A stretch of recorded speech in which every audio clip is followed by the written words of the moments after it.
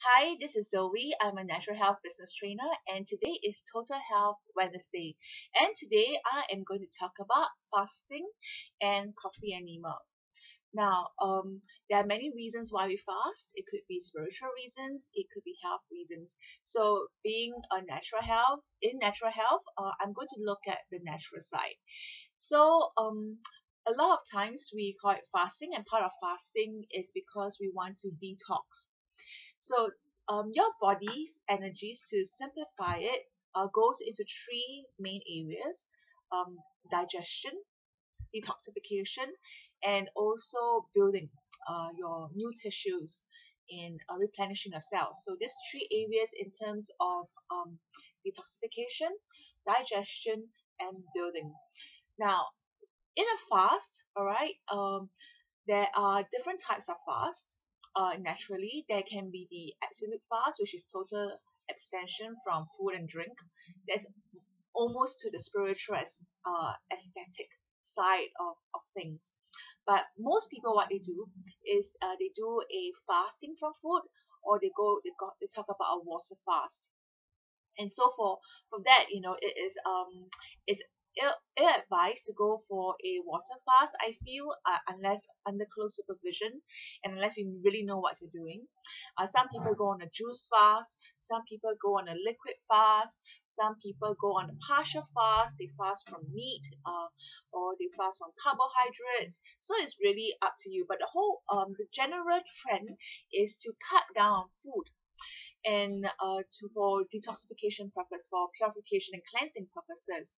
So what happens is, when you actually, for example, if you go on a liquid fast, basically your body is able to digest and absorb liquid, of course, much more easily than meat and carbs. So for example, if you drink juice, the nutrients and the minerals and the vitamins in the juices are easily absorbed by the body within 15 minutes of consumption, as compared to for meat. If you consume meat, it takes about 6 to 8 hours before the body is fully able to digest it. So you can just imagine your stomach, just working and churning and breaking down and then going into your small intestine and further. So a lot of energy actually goes into digestion. And so when people say they want to detox during a fast, what happens is the energies then, are then, because your body is able to, your body has a certain level of energy, right? It cannot perpetually do things. So the energy that would have otherwise gone to digestion would then go into detoxification and repair, right? The So today I'm not going to talk about the repair part, but I'm going to talk more on the detoxification, because I wanted to talk about coffee enema.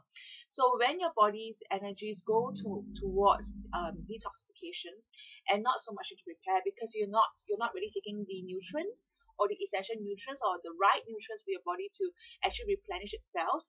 So more of the energy, because the body doesn't have the raw materials, so more of the energy goes towards detoxification. So your body is detoxing, and it is throwing out all the toxins that are hidden within the organs, within the cells, And so, of course, the normal channels would be, when you throw out the toxins, when the organs throw out the toxins, it goes into the bloodstream, and then, goes into the liver, goes into the kidneys, and hopefully is dispelled through our waste and our urine. Now, the problem is this: when you go on a fast, your body has more energy to detox. The amount of toxins that are being thrown out, of course, is increased. And one of the ways that you can remove toxins most efficiently and fast would be through coffee enema, because coffee enema draws out the toxins. The toxins, okay, the organs detox, it goes into the bloodstream. So basically your blood is carrying out more toxins. It goes into the liver, all right, it's dumped there, all right, to be broken down and then processed, and then to be out. The water also, goes into the kidney, all right, and all that, and it's purified, and then is also removed. And of course, the waste matter in our colon system as well, right? Whatever that is lining the colon, because now there's not enough, but of course there is still some debris along the colon, and so now our body has more is now has the time to actually move that along, and hopefully there is still some consumption of fiber which helps that. But then you see, there's a proper way of detoxification. But anyway, on fasting itself, as the body goes through, has more energy to detox and more toxins are being released into the bloodstream, right? It is quite essential to actually do a coffee enema every day to quickly remove these toxins, because you don't want it to be reabsorbed into the body, right? If especially if it's released at such a high pace. So it is essential on fasting, if we are doing for health reasons as well, to accompany, to have the fasting together with the daily coffee enema. And of course, with the coffee enema, because of the way that is administered, you need to have sufficient juices as well. And so there's a proper way of doing coffee enema. So if you are fasting for health reasons and your body is then go into the detoxification mode, one way to actually facilitate health and recovery and to remove the toxins that are being thrown out from the body is to do a coffee enema every day. And the best time to do it is actually in the morning. This is because it's after the sleep cycle. The sleep cycle is a time when the body actually accelerates its detoxification.